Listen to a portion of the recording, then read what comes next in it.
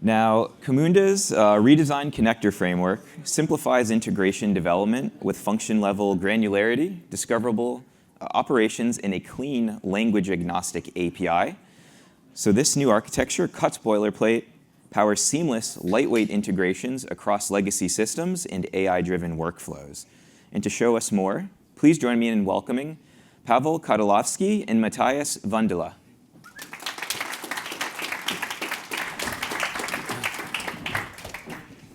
Hello, everybody, and welcome to this session, Reimagining Integrations, obviously about Camunda connectors.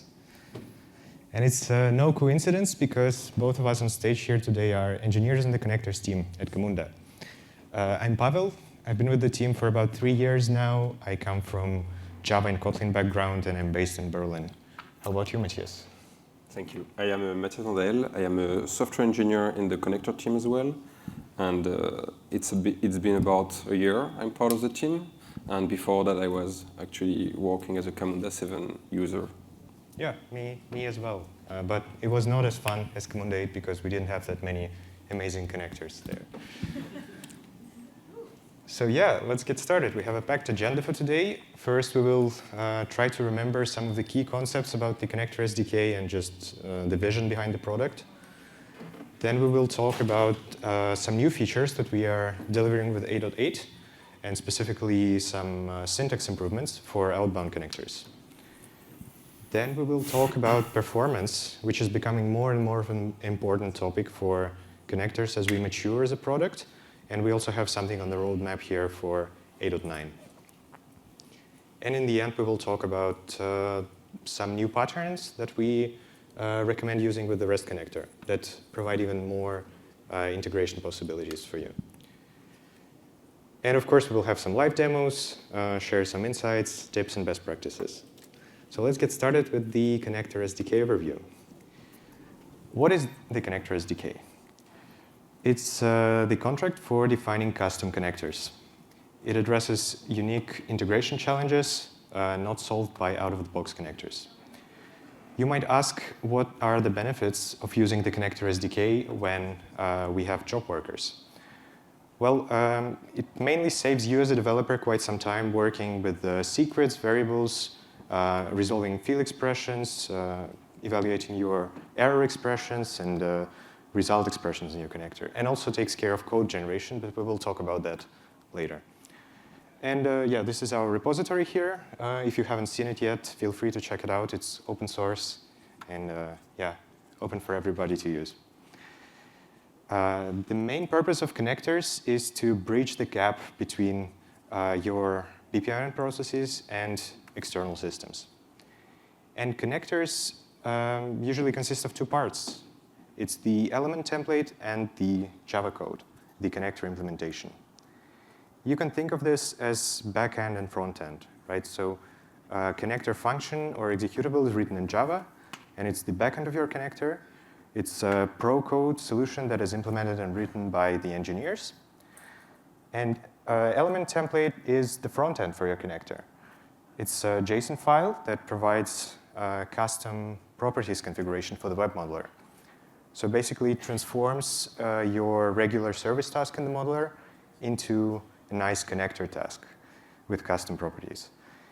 One of the challenges with this separation into two parts is that the data model has to be aligned between the two parts. And to address that, we try nowadays as much as possible not to write element templates manually. We try to generate them, and we have some tools for that. We have the element template generator that can consume, for example, your Java code, your connector implementation, and it transforms it into the element template. Also, alternatively, you can just use your OpenAPI specifications or Postman collections, and you can transform that into element templates. Actually, this separation into backend and frontend for connectors also allows us to see connectors as a layered product, where connector SDK is on the bottom. It's the most flexible option. Then we have the connector implementations, then the element templates for those connectors, and on top of that, you can even build your own element templates that are specific to your own domain. To illustrate this, here is the REST connector. You might have worked with it already. It's very flexible. It allows you to define every part of your HTTP request. And then we have WhatsApp connector. It's available with Camunda 8 out of the box. And actually, it's nothing other than just an element template on top of the REST connector that hides some of the details that you don't really need when you're working with WhatsApp. And on top of that, you can even define something really custom. So in your organization, you can have a connector that sends a notification to the customer, and you just need to provide the customer phone number and the text of the message, and everything else is abstracted away. Actually, later in the session, Mathias will share some interesting ideas that how this can be applied in different ways. Now let's jump straight into the syntax overhaul for outbound connectors, which is the new feature that we present for 8.8. And now let's switch to the demo.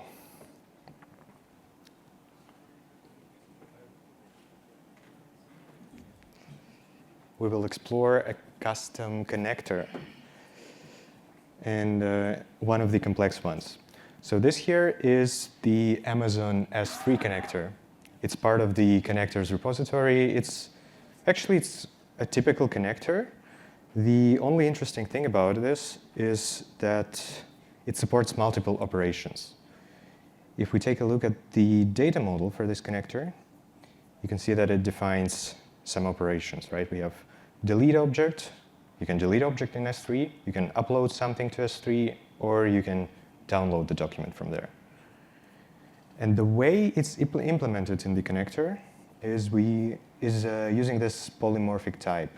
So we have this S3 action, which is a sealed interface in Java, and it allows different models of specific requests. And then in the connector itself, we have to check which operation is being invoked. So every time we have this switch case, and it's a common pattern that we have in a lot of connectors. And it's not really convenient for connector developers, right? Because instead of focusing on your integration logic, you have to write this switch case that decides which operation to invoke. Now let's go back to the presentation.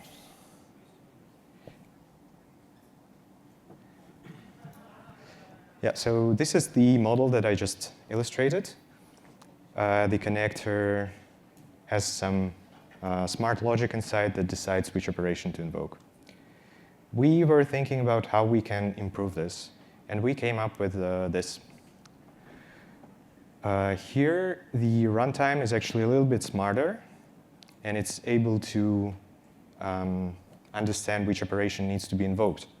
And in the connector, instead of defining just one root method that starts the execution, you can define multiple methods for different operations.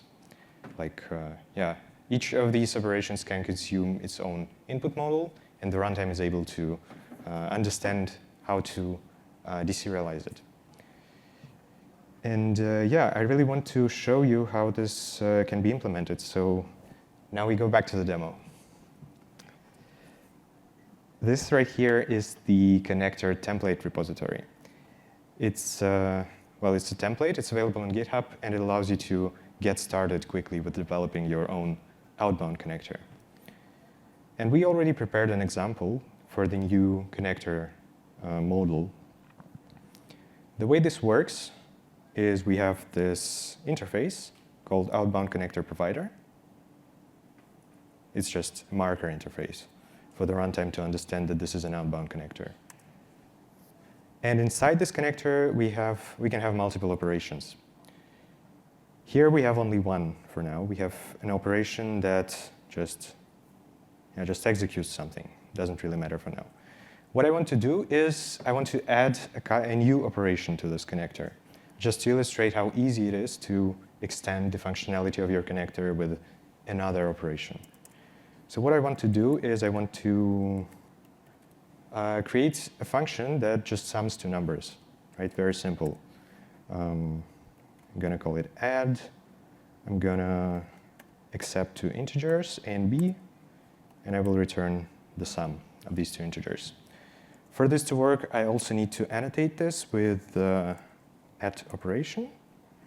I need to give my operation a name, add numbers, and I want to also, this is the ID, so this can be like machine readable. And for the name, I want to have something human readable. So I will call it add numbers. And I also need to mark the variables for the runtime to understand that it needs to deserialize them properly. I will call this variable A and variable B. And yeah, there we have the new operation. Now I just want to run this, run the build on this thing. Wait.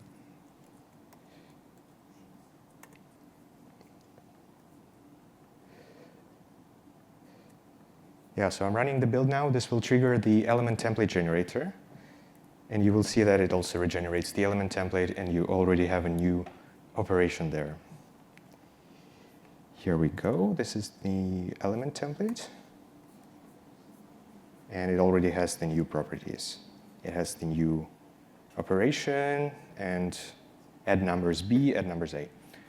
And here I also have the process model already using this template connector. Now if I reload this, I see that I have the new operation here already. So yeah, as you can see, it's very easy to add new operations with this new approach. And now let's go back to our presentation.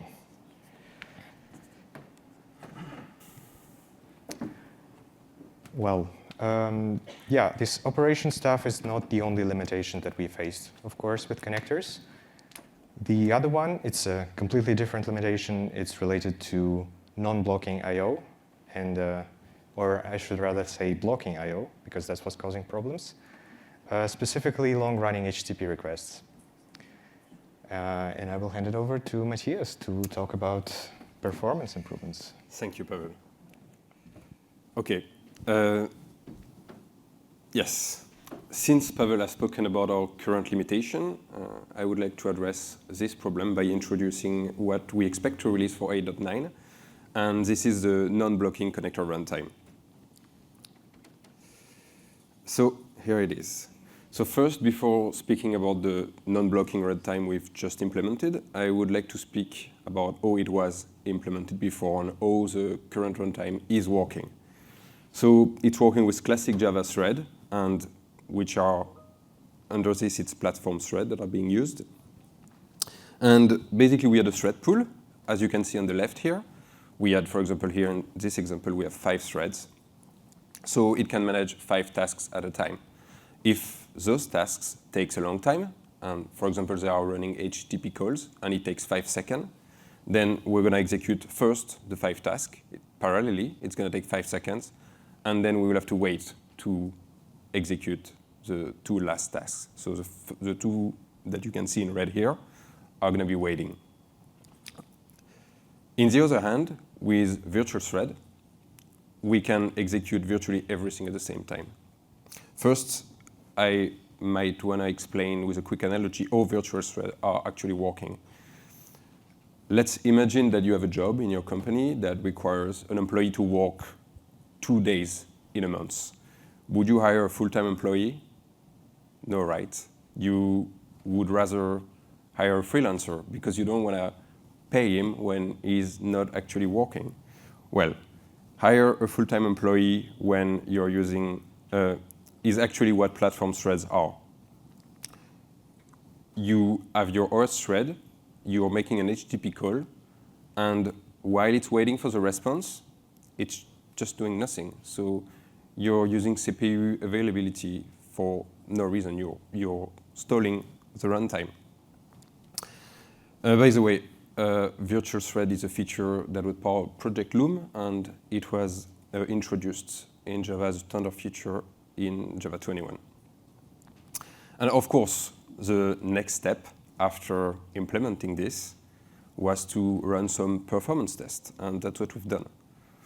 So to design those tests, we decided to make a very simple BPMN workflow that makes a simple HTTP call. And this HTTP call, to make it more realistic, we decided to introduce a network delay of 1 second.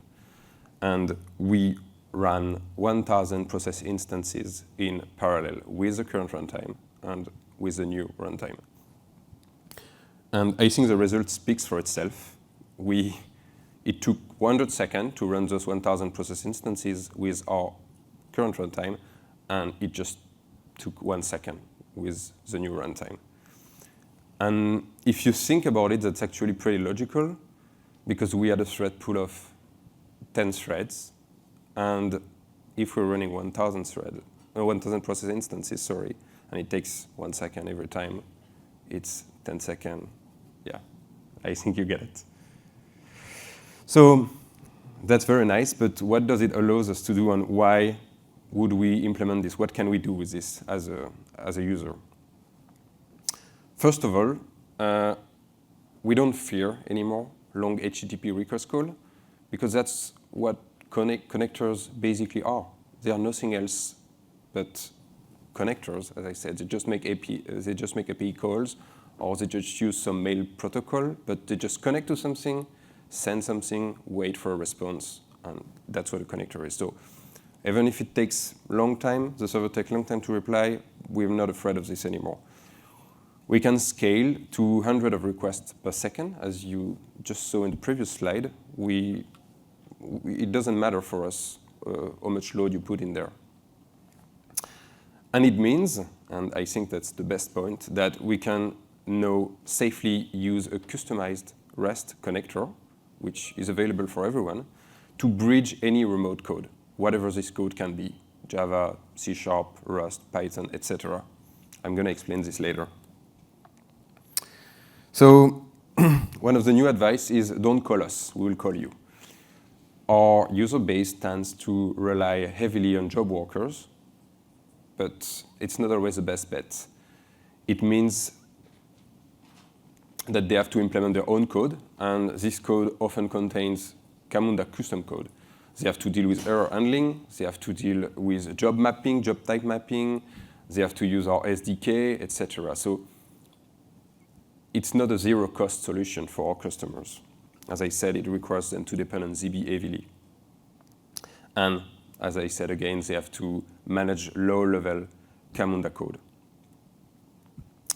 So why not using connector for everything? You can keep your code base clean of any Camunda code, and you even don't need to write new connector for that. You don't need to write job worker. You just keep your code as is, and you just modify an element template, which you can actually do in the modeler. And yeah, third point is just create new element template, basically. So that brings us to the last section, which is advanced REST connector pattern. So this is going to be about how you can just customize the REST connector that's available for everyone without writing any code, and you can virtually do anything without writing any job workers, connector, etc., etc. So in order to shed some light on this, the case study is remote connectors. It happens during the Hack Days. We decided with Pavel to try to make a connector that could be written in any language. And we decided to, in order to do this, we decided not to modify the runtime, not to modify the SDK, not to run any job worker. So basically that puts us at the same level as any Camunda users. This is unofficial, by the way. This is not something that's going to be released, what I'm going to show you, but this is a way to show you what you can do as a user of Camunda. So as I said, of course, we have to write some code because the connector is something that's being executed. So, but it's non-related to Camunda, is what I mean. And in order to do this, again, we just created our own element template. And also, we wanted this connector to be able to manage any complex cases. It should be able to virtually do anything that a classic job worker or a classic connector could do. So first, I will be speaking about the element template that we've customized. I don't know if you remember in the presentation, Pavel spoke about at the beginning how we customized a REST connector to the WhatsApp connector. We basically abstracted away everything that was not necessary from the REST connector and in order to make a WhatsApp connector. And again, we just created a send notification connector from this WhatsApp connector by stripping away even more things. There were no more authentications. They were just the basic stuff was left, which was the number, I believe, and the message. And I think that's what business modelers should have to deal with, not any authentication, etc. And that's what we've done here.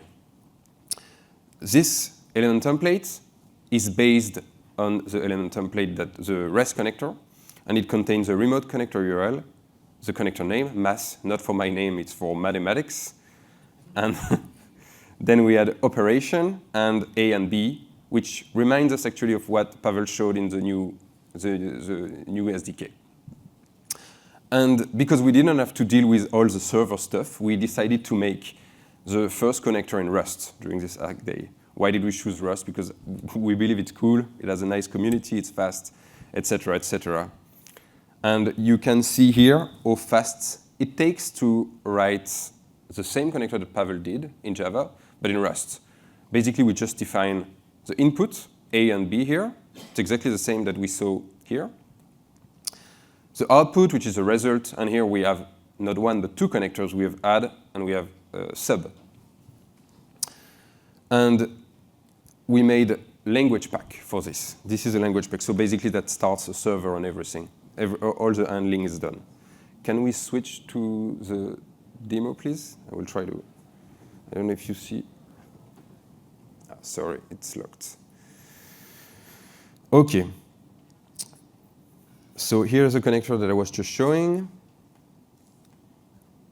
And what I will do, yeah, first of all, I'm just going to, sorry. Is there any?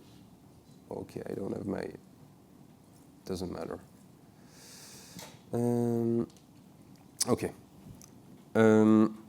So I don't know if you're comfortable with the Rust ecosystem, but we have something that's called Generate. We created a template of our connector in order to be fast for our customers to execute something.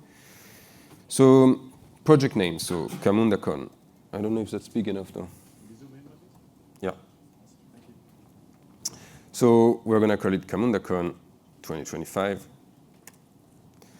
Project description, my awesome connector seems nice. License, OK. And now we're just, sorry, I'm just going to first cd in CamundaCon.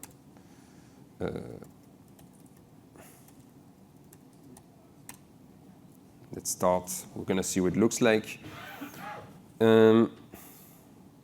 It's actually what I was just showing you.